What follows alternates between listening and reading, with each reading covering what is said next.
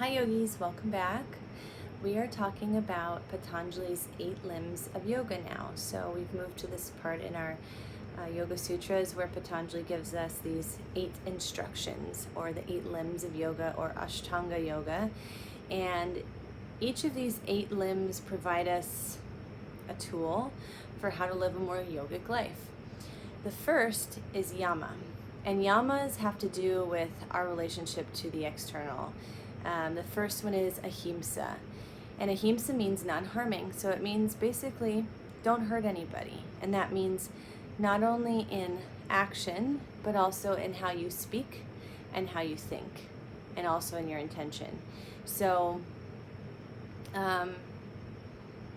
obviously when you hear the word ahimsa, non-harming, you might think, that's easy for me. I don't go around hurting people. But when you start really watching your thinking and your actions and your reactivity, you might start to find subtle ways of causing violence or harm to another or yourself. This includes thinking resentments, judgments on yourself and on others.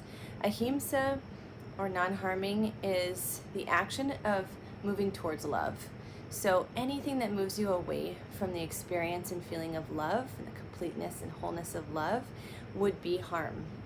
And so even like not forgiving somebody or not forgiving yourself could be harmful. Right? So forgiveness is part of moving towards love, which is ahimsa. Intention is huge when it comes to ahimsa.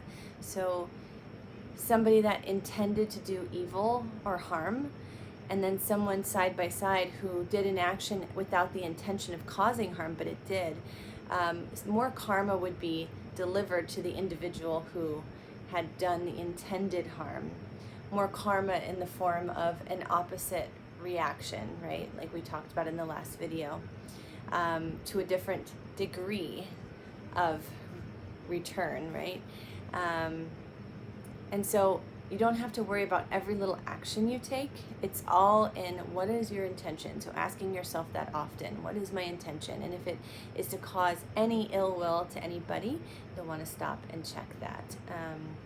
Just like we talked about in the last video, karma is more like an electric energy. So it's not good or bad, but it's going to deliver back to you the same that you put out. So if your actions are charged with evil or negativity or judgment or retaliation, then what you're going to get back is that. If your action is charged with just a neutral attitude and you had an action that caused harm, you'll get an energy back, but it won't be fueled by such a degree of negativity.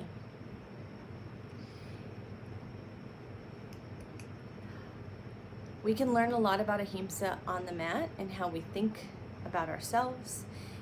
Each time we get on the mat, the body's a little bit different, and we might have some judgments or expectations that we can't quite meet, and then we might not accept where we are today. And those are all forms of violence in some degree. And it's easier to deal with practicing ahimsa when you're on the mat, because you're in like this place for dealing with the challenges of being you. But when you move off your mat, you encounter all the variables and all the unpredictables and all of the people, and that's where practicing ahimsa can be pretty hard. Martin Luther King said, don't just choose not to shoot a person, but also choose not to even hate that person. So obviously we're not going to go and cause a massive amount of physical harm to someone, but we're not even going to harbor a feeling of hate or dislike inside of ourselves. And obviously that takes quite some time and work to figure out how to make that happen in your heart, but it's a movement towards love, not away from it. In the Bhagavad Gita, some of you might have heard or at some point read the story about Arjuna. He's a warrior, and his dharma, or his life purpose, is to be a warrior and to fight this massive fight to protect the innocent. But he's fighting with himself on whether to fight and complete his dharma or to give up and surrender. And Krishna, who's kind of his god or his guider, comes in and encourages him to follow his dharma and to do the fighting, to do the violence. So yoga is pretty reasonable, and it says something along the lines of if a lesser harm is needed to forego a bigger harm or a bigger amount of violence, then it should be done. Because ultimately we're trying to protect the higher species, the human beings. So when it comes to even animals in the understanding of yoga, they are still to be respected to the utmost, but human beings are the premier species. And our lives are more valuable than an animal's life. And we can go down the road of talking about being vegetarian and even vegan to some degree. Jainism, they believe so much in not causing any harm that they wear masks so that they don't breathe in germs that they might kill when they inhale and they exhale. They are very careful about where they walk so that they don't step on ants.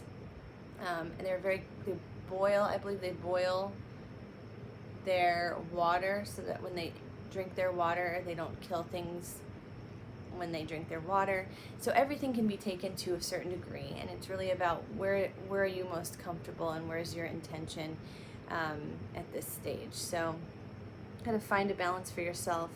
The Native Americans, for example, they would, before hunting, they would pray. They'd have a ceremony where they would pray, and their intention was to call on the spirit of the animal that wanted to sacrifice its life for the survival of their tribe. And then they would go out, find the creature, kill it, eat it, and they would have these ceremonial acts of honoring the spirit of the animal that helped their species to survive. So their intention was, not the same of maybe someone that kills for sport or doesn't offer gratitude back for the food that they eat. So check within, see how you feel about it all, see where you can apply some more ahimsa in your life, knowing that it will actually serve you. So a lot of these yoga teachings seem challenging. Like sometimes it's easier to be mad, sometimes it's easier to hold a grudge, sometimes it feels better to retaliate. But in the long run, in the bigger picture of yoga, it actually would serve you to turn towards love instead. So while it seems like you might be offering something to the other by forgiving or by offering more compassion to someone that may not seem like they need it or they deserve it, you are in a way actually serving yourself by doing that. So good luck with that. Practice ahimsa, and I will see you later. Namaste.